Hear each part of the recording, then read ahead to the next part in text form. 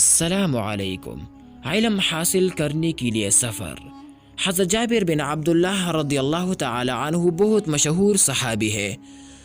آپ نے پیارے نبی صلی اللہ علیہ وسلم سے بہت سی حدیثیں سنے، یاد کیے اور پھر آپ نے وہ تمام حدیثیں لوگوں کو سکھائی۔ لیکن کچھ حدیثیں ایسی بھی تھی جو آپ نے پیارے نبی صلی اللہ علیہ وسلم سے نہیں سنی تھی۔ ان کو حاصل کرنے کے آپ بہت شوقین تھے اور ہمیشہ ان کے حاصل کرنے کی کوشش میں لگے رہتے۔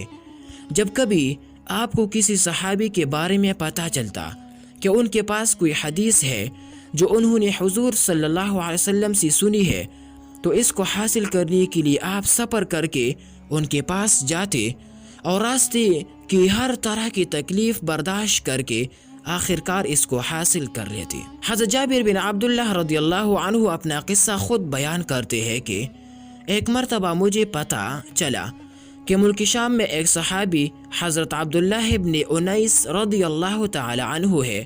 ان کے پاس پیارے نبی صلی اللہ علیہ وسلم سے سنی ہوئی ایک حدیث ہے جو میں نے نہیں سنی ہے۔ اس زمانے میں موٹر گاڑیاں تو تھے نہیں، لوگ اونٹ اور گھوڑوں وغیرہ پر سفر کیا کرتے تھے۔ چنانچہ میں نے ایک اونٹ خریدا اور اس حدیث کو حاصل کرنے کے ارادے سے ملک شام کی طرف نکل پڑا۔ ایک مہینے کے سفر کے بعد ملک شام پہنچا۔ پھر میں حضرت عبداللہ بن انیس رضی اللہ تعالی عنہ کے دروازے پر پہنچا اور ان کے دربان سے کہا، حضرت عبداللہ بن انیس رضی اللہ تعالی عنہ کو اطلاع کر دو کہ جابر بن عبداللہ رضی اللہ تعالی عنہ آئے ہیں۔ دربان نے جا کر اطلاع دی تو حضرت عبداللہ بن انیس رضی اللہ تعالی عنہ باہر آئے اور سلام کر کے مجھے گلے لگا لیا۔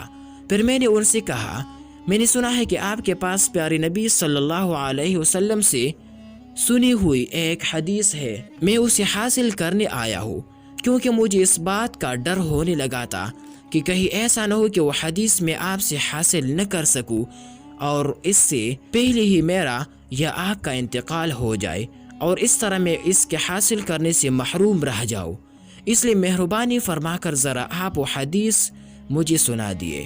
چنانچہ میری اس درخواست کے بعد انہوں نے مجھے وہ حدیث پڑھ کر سنائی۔